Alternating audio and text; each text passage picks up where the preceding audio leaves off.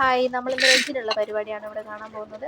അപ്പോൾ വൻപയർ വെച്ചിട്ട് ഒരു കറി ഉണ്ടാക്കാം. അതിൻ്റെ കൂടെ മത്തനും കൂടി നമുക്കിടാം. വൻപയർ കഴുകി മത്തനിട്ടു, അതിലേക്ക് 2 പച്ചമുളക് ചീക്കി ഇട്ട് കൊടുത്തിട്ട് മഞ്ഞൾപ്പൊടി ഉപ്പ് ഇട്ട് കൊടുക്കാം. അത് നമുക്കൊരു 3 വിസിലടിപ്പിച്ചിട്ട് വേവിച്ചെടുക്കാം.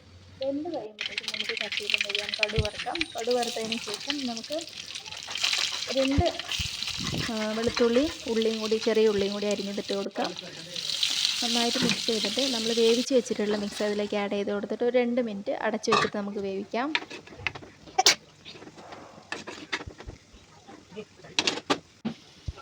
പിന്നെ നമുക്കിനി ബീൻസ് തോരനാണ് ഉണ്ടാക്കാനുള്ളത്. അത് ഇതേപോലെ കുനുകുന അരിഞ്ഞതിന് ശേഷം 2 പച്ചമുളകും കൂടി അരിഞ്ഞ് വെക്കണം.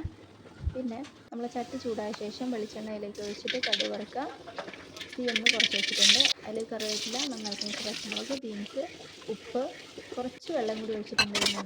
അതൊന്ന് മിക്സ് ചെയ്തിട്ട് അടച്ച് വെച്ച് വേവിക്കുന്നുണ്ട്. ഈ ഒരു പരുവത്തിലാവുമ്പോൾ നമ്മൾ കുറച്ച് തേങ്ങ തിരിഞ്ഞ് വെച്ചിട്ടുണ്ട്, അതും കൂടി ആഡ് ചെയ്തു. പിന്നെ മുട്ടത്തോരനും കൂടി ഉണ്ട്, അത് ഏട്ടൻ ഉണ്ടാക്കിയതാണ്.